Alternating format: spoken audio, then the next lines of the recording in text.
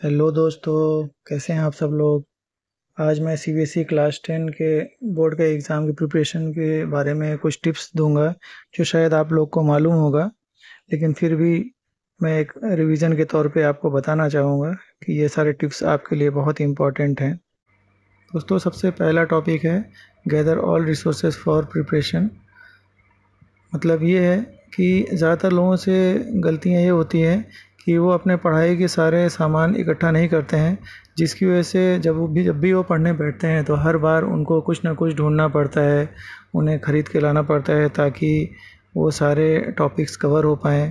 तो इसीलिए पढ़ाई करने से पहले सारे रिसोर्सेज हम इकट्ठा कर लें, जो भी बुक्स हैं, नोटबुक है, वो सारे इकट्ठा कर लें। दोस्तों, दूसरा पॉइंट है segregate the subjects of class 10 curriculum. इसका मतलब ये है दोस्तों कि जो भी सब्जेक्ट्स हैं आपके क्लास 10 बोर्ड के लिए, उन सब्जेक्ट्स में कुछ सब्जेक्ट आपके लिए ज़्यादा इंटरेस्टिंग होगा, कुछ सब्जेक्ट बोरिंग होगा, किसी में आप ज़्यादा स्ट्रांग होंगे, किसी में वीक होंगे। तो उनको कैटेगरी वाइज सेग्रीगेट कर लें और अकॉर्डिंगली किस में ज़्यादा मतलब मेहनत करना है उसको ज़्यादा टाइम दीजिए, और जिसमें कम मेहनत करना है उसको कम टाइम दीजिए। तीसरा पॉइंट है दोस्तों, डिसाइड द प्रायोरिटीज़। तो जैसे दूसरे पॉइंट में मैंने बताया था, तो लगभग उससे मिलता जुलता है कि हमें अपने प्रायोरिटीज़ सेट करने पड़ेंगे। जिन सब्जेक्ट्स में हम ज़्यादा वीक हैं उनको ज़्यादा से ज़्यादा टाइम देना है और उसमें ज़्यादा मेहनत करना है, और जिसमें हम स्ट्रांग हैं तो उन सब्जेक्ट्स में अगर हम कम मेहनत करेंगे तो भी चलेगा। मीन्स सभी सब्जेक्ट्स को इक्वली वेटेज देके, जिसमें कमज़ोर हैं उसको और स्ट्रॉन्ग बनाना है, जिसमें स्ट्रॉन्ग है उसको स्ट्रॉन्ग ही रखने का है। इस तरीके से मेहनत करना है। दोस्तों, एक चौथा पॉइंट है जो कि बहुत इम्पोर्टेंट है कि हमें अपने बोर्ड प्रिपरेशन के लिए टाइम टेबल सेट करना चाहिए। कि जैसे कि थर्ड वाले पॉइंट में मैंने बोला है कि जिसमें वीक हैं उसमें ज़्यादा मेहनत करना है, तो इसी तरीके से टाइम टेबल में भी जो सब्जेक्ट में हम कमज़ोर हैं उसके लिए जो है जो टाइम टेबल सेट करें तो उसमें ज़्यादा टाइम रखें, जिस सब्जेक्ट में स्ट्रांग है उसके लिए कम टाइम रखें। जब स्ट्रेसफुल टाइम रहे तो उस टाइम पे जो है जो इंटरेस्टिंग सब्जेक्ट है उसको पढ़ाई करने का सेट करें। और दोस्तों, एक चीज़ का ख़ास ध्यान देना है कि इन पढ़ाई के दौरान हमें रेस्ट करने का भी मौका मिलना चाहिए। तो सोने का, खाने पीने का, खेलने का, हर चीज़ के लिए टाइम टेबल में बराबर का एडजस्टमेंट हमें करना है। दोस्तों, पांचवा पॉइंट है rest and breaks. Rest and breaks का मतलब है कि दोस्तों पढ़ाई करते करते लोग थक जाते हैं, तो इसलिए हमें बीच बीच में रेस्ट भी करना है, खेलने के लिए भी टाइम देना है, और जो भी हॉबीज़ हैं उनको भी हमें सही तरीके से उसमें टाइम टेबल में इंक्लूड करने का है। दोस्तों, छठा पॉइंट है कीवर्ड्स। पढ़ाई करते वक्त अक्सर ये होता है कि सिलेबस बहुत लंबा होता है, बहुत सारे टॉपिक्स होते हैं, लोग जैसे ही उसको कवर करने जाते हैं तो भूलने के चांसेस ज़्यादा रहते हैं।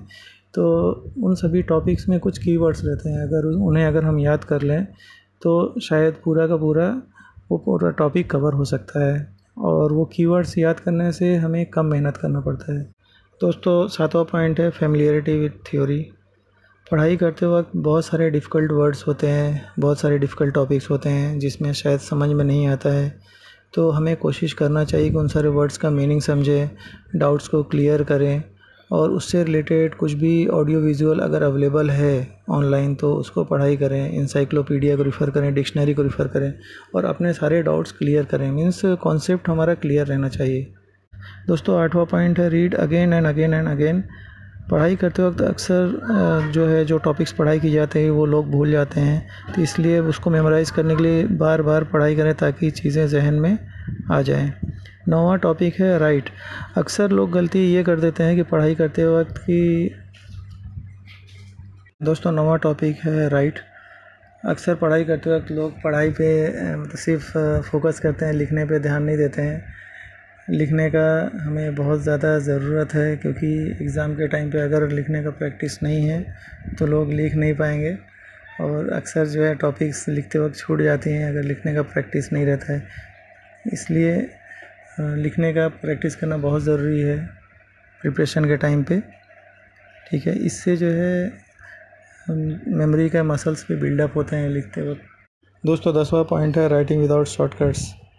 जिन जी अक्सर ये गलती कर देते हैं कि वो शॉर्टकट में लिखते हैं, एसएमएस लैंग्वेज में लिखते हैं। फॉर एग्ज़ाम्पल कि जैसे कि यू लिखना है तो यू की जगह वाई ओ यू नहीं लिखते हैं, यू लिख देते हैं। उन्हें ऐसा लगता है कि ये वेस्ट ऑफ टाइम है। अक्सर ये गलतियाँ वो लोग करते हैं, तो हम ये सजेशन देंगे कि शॉर्टकट में ना लिखें, क्योंकि इससे जो है आपका पढ़ाई पूरा डिस्टर्ब हो जाता है और ये एक बैड हैबिट है। और स्पेलिंग लोग रिमेंबर नहीं कर पाते हैं और डिफ़िकल्ट टर्म्स वगैरह भूल जाते हैं। थ्योरी भी क्लियर नहीं होता है शॉर्टकट में, इसके लिए शॉर्टकट नहीं करना चाहिए। दोस्तों 11वां पॉइंट है प्रैक्टिस एवरीथिंग। तैयारी के दौरान अक्सर लोग प्रैक्टिस नहीं करते हैं, सिर्फ मैथ्स में ही प्रैक्टिस किया करते हैं। उन्हें ऐसा लगता है कि मैथ्स में प्रैक्टिस करने से कॉन्सेप्ट ज़्यादा क्लियर होता है। सिर्फ मैथ्स में ही नहीं, बाकी सब्जेक्ट्स में भी हमें प्रैक्टिस करना चाहिए। जैसे कि ज्योग्राफी सब्जेक्ट है, उसमें मैप में प्रैक्टिस करना चाहिए ताकि मैप में सभी लोकेशंस इजीली मार्क कर सकें। फिजिकल मैप, पॉलिटिकल मैप, सभी चीज़ की अच्छी सी तैयारी करें। दोस्तों 12वां पॉइंट है don't go overboard, NCERT is the king. इसका मतलब ये हुआ कि अक्सर लोग बहुत सारी किताबें इकट्ठा कर लेते हैं, बहुत सारे डॉक्यूमेंट्स इकट्ठा कर लेते हैं और जिसकी वजह से उनकी तैयारी अधूरी रह जाती है। उन्हें ऐसा लगता है कि बहुत सब्जेक्ट्स हैं, बहुत सारे टॉपिक्स हैं और उनको तैयारी करने में बहुत डिफ़िकल्टी होती है। तो इसके लिए एनसीईआरटी पे पूरा ध्यान दें। अगर एनसीईआरटी की तैयारी कायदे से कर लें तो वो मोर देन इनफ है और इससे आपकी तैयारी काफ़ी अच्छी हो जाएगी। दोस्तों 13वां पॉइंट है प्री बोर्ड एग्ज़ाम से पहले दोस्तों अपने जितने भी सैम्पल पेपर्स हैं उन सब का सॉल्यूशन, उन सब का प्रैक्टिस हमें करना चाहिए ताकि एग्ज़ाम के टाइम पे पैनिक ना हो और सारे टॉपिक्स इजीली जो है हम कंप्लीट कर पाएँ एग्ज़ाम के टाइम पे और हमारा प्रैक्टिस भी अच्छा रहे, क्वेश्चंस को आंसर करने में डिफ़िकल्टी ना हो। दोस्तों 14वां पॉइंट है गो बैक एंड रिवाइज़। तैयारी करने के बाद हमें ऐसा नहीं फ़ील करना चाहिए कि सब कुछ हमें आने लगा है। हमें जब तक टाइम है तब तक बार-बार हमें उसे रिवाइज़ करते रहना चाहिए। रिवाइज़ करने से प्रैक्टिस अच्छा हो जाता है और सारे कॉन्सेप्ट्स क्लियर रहते हैं और कीवर्ड्स सारे हमें याद रहते हैं, जिससे एग्ज़ाम के टाइम में हमें काफ़ी मदद मिलती है। और दोस्तों 15वां पॉइंट और ये सबसे आखिरी पॉइंट है लेकिन सबसे इम्पॉर्टेंट पॉइंट है, ब्रीथ, डू नॉट पैनिक। अक्सर लोगों के साथ गलतियाँ ये हो जाती है कि सिलेबस बहुत बड़ा है, बहुत सारे सब्जेक्ट्स हैं और एग्ज़ाम में पता नहीं कैसे परफॉर्म करेंगे, एग्ज़ाम अच्छा होगा कि नहीं होगा। ये सारे सोच के लोग प्रोक्रेस्टिनेट करते हैं और चीज़ों को डिले करते रहते हैं। तो मेरा सजेशन ये रहेगा कि जो अभी का टाइम है वो राइट टाइम है तैयारी करने का, इसलिए अभी के टाइम पे आप जो भी टाइम अवेलेबल है उसको पूरा यूटिलाइजेशन करें और सही से तैयारी करें।